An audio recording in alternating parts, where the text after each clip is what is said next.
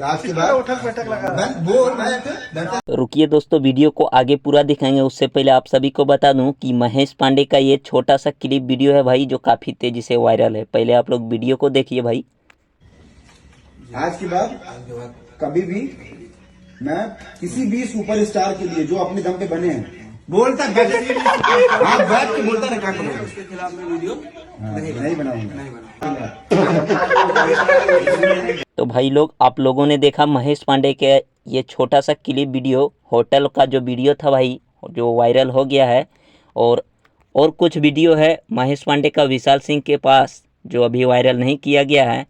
तो देखते हैं भाई ये मैटर कहाँ तक जाता है। और बस एक छोटा सा क्लिप वायरल हुआ था और आप लोग का काफ़ी ज़्यादा डिमांड था भाई, तो आप लोग को दिखा दिए। खैर, अपनी राय भाई, अपनी प्रतिक्रिया कमेंट बॉक्स में दीजिएगा, क्या ये सही है या फिर गलत। तो दोस्तों फिर मिलते हैं नेक्स्ट वीडियो में। थैंक्स फॉर वॉचिंग भाई, लव यू ऑल, बहुत जल्द भाई।